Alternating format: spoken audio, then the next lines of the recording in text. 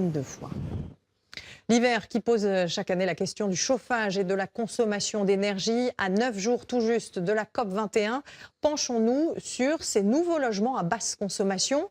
Une norme instaurée en 2012 et qui concerne toutes les nouvelles constructions. Les premières maisons individuelles à énergie positive commencent également à faire leur apparition sur le marché.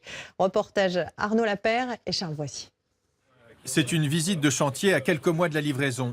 158 mètres carrés habitables, la maison coûte 160 000 €. Son constructeur est un pionnier spécialiste des maisons passives, très bien isolées pour consommer le moins d'énergie possible. Chauffage au sol avec mousse de polyuréthane projetée.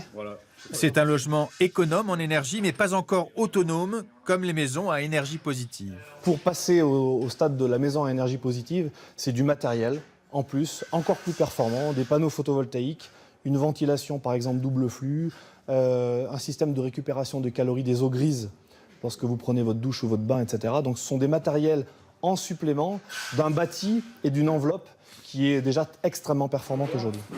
Dans cette propriété à Valence, le budget au chaud de chauffage est estimé à 200 € par an hors abonnement.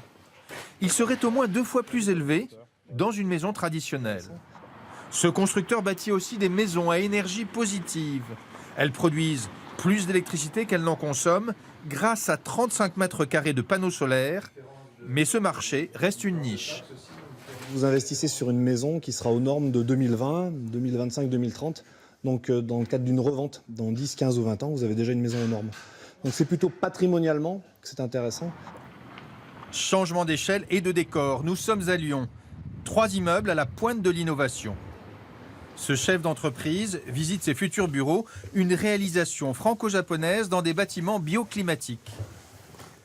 Les fenêtres à triple vitrage s'ouvrent manuellement et la chaleur accumulée dans le béton le jour est restituée naturellement la nuit grâce à l'absence de faux plafond. Voilà, donc là, vous avez une dalle brute béton qui est un élément d'optimisation très fort au niveau du chauffage, donc ça c'est un élément important. En plus pour nous c'est esthétique, donc c'est vraiment très sympa.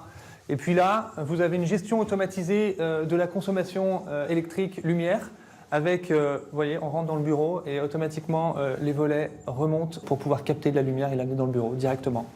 Sur les façades des panneaux solaires, ils assurent une partie des besoins en électricité. En sous-sol, un générateur à l'huile de colza. Il fournit le reste de l'énergie nécessaire ainsi que l'eau chaude. Le tout est commandé à distance par ordinateur. Ne pas éclairer, ne pas chauffer là où on n'en a pas besoin, c'est ça qui nous permet d'avoir très peu de consommation et du coup de faire un bâtiment à énergie positive. L'habitat à énergie positive sera peut-être la norme dans 5 ans.